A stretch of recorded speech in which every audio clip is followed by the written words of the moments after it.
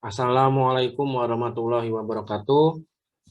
Alhamdulillah hari ini kita kembali berjumpa pada pelajaran bahasa Indonesia tentang topik mengenal ciri-ciri dan struktur fabel. Yang pertama yang akan kita bahas adalah tentang ciri-ciri fabel.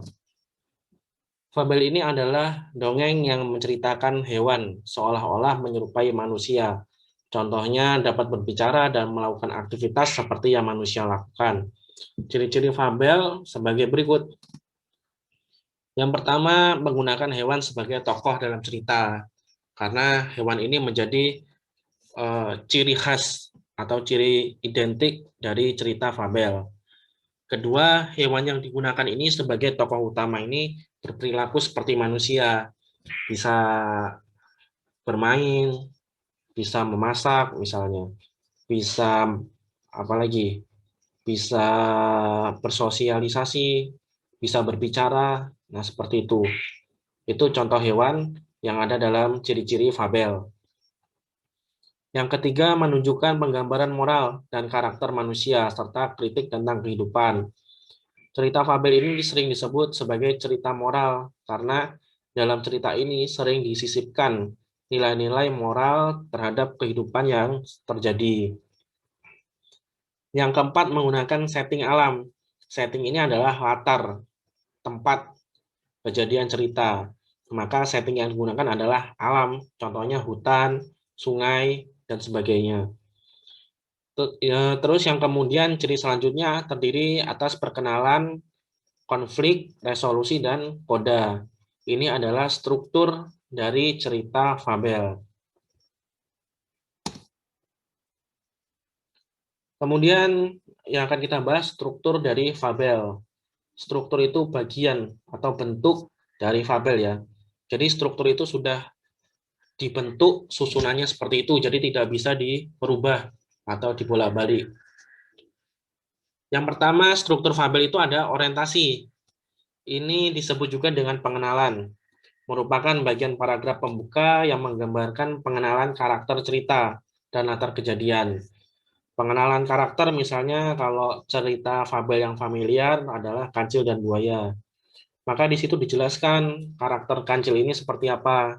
Contohnya karakter Kancil adalah kancil hewan yang cerdik dan baik hati, sedangkan buaya adalah hewan yang licik dan jahat. Sedangkan latar kejadiannya gimana? Latar itu perlu digarisbawahi nih, ada tiga, ada tempat, suasana, dan waktu. Kalau tempat berarti tempat kejadiannya di mana? Misalnya di hutan, di sungai. Terus kalau latar suasana, suasananya contohnya sedih, gembira, bahagia, mencekam. Dan kalau latar waktu misalnya pada pagi hari, pada malam hari, pada siang hari, dan seterusnya. Terus ada konflik atau komplikasi. Konflik atau komplikasi ini adalah bagian yang memunculkan suatu permasalahan dalam cerita. Karena kalau sebuah cerita tanpa masalah itu hambar, tidak ada menarik-menariknya. Makanya masalah itu sebagai bumbu dari jalannya cerita. Maka contoh komplikasi atau konflik ini gimana? Misalnya Kancil sedang berjalan-jalan di hutan, kemudian di tengah jalan Kancil terjebak pada sebuah lubang yang membuat kakinya terjebak di situ dan tidak bisa bergerak.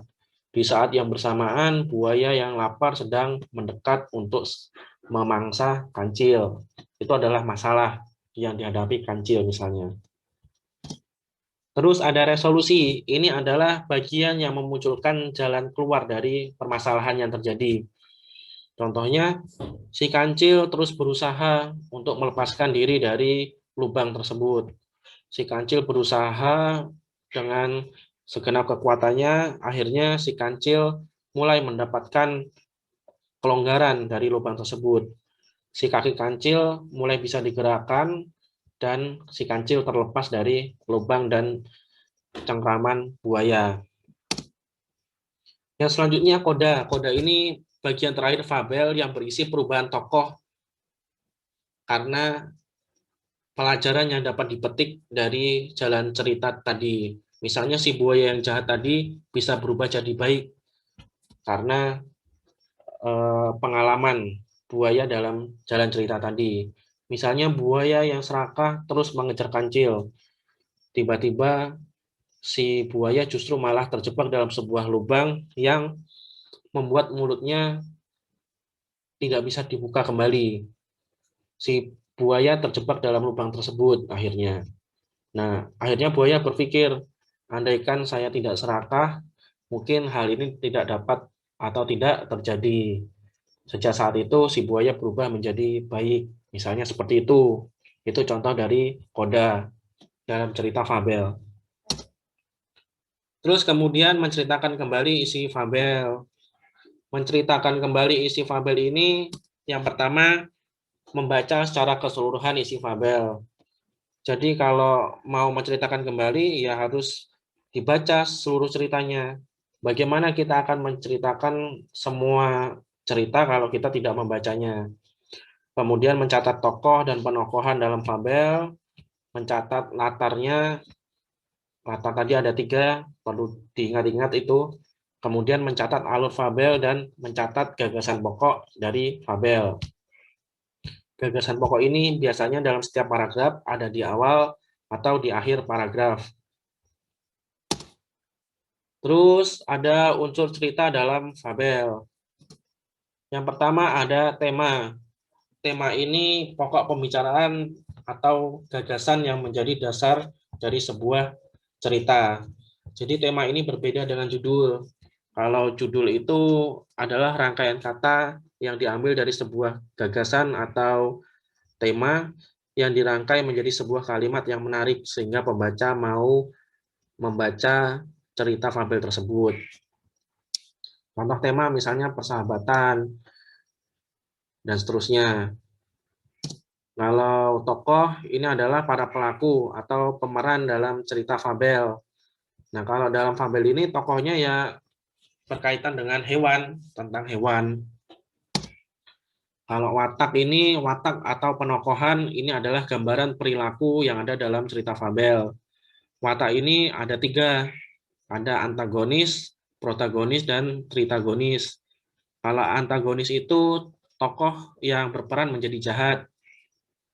Kalau protagonis, tokoh yang berperan menjadi baik, sedangkan tritagonis ini adalah tokoh ketiga atau tokoh pelengkap. Wataknya cenderung mengikuti antagonis atau protagonis. Kalau tritagonisnya ini cenderung dekat dengan tokoh antagonisnya ya jadi jahat. Kalau tritagonisnya cenderung dekat pada tokoh protagonis menjadi baik. Seperti itu. Yang keempat ada latar. Ini tadi beberapa kali sudah dijelaskan. Ada tempat, suasana, dan waktu terjadinya cerita. Kalau tempat, ya berarti tempat terjadinya bisa di hutan, sungai, dan seterusnya. Kalau suasana, bahagia, sedih, mencekam, gembira. Kalau waktu, bisa pagi hari, pada malam hari, pada siang hari, dan seterusnya. Yang kelima, ada alur. Alur ini adalah rangkaian jalannya sebuah cerita. Jadi cerita itu memiliki alur atau jalannya sebuah cerita dari awal hingga akhir. Dan yang terakhir ada amanat. Dalam cerita fabel, karena tadi disebut sebagai cerita moral, tentunya harus ada amanat yang bisa diambil.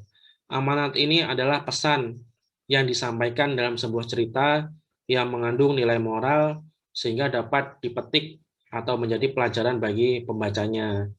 Karena cerita fabel ini biasanya disukai anak-anak, maka cerita moralnya pun diharapkan dapat diambil oleh anak-anak yang membaca sehingga terjadi perubahan sifat atau karakter bagi si anak tersebut. Untuk pelajaran bahasa Indonesia hari ini cukup. Silahkan setelah ini masuk pada ruang pengumpulan tugas. Di sana sudah ada tugas yang menunggu. Silahkan dikerjakan dengan baik. Bapak akhiri, wassalamualaikum warahmatullahi wabarakatuh.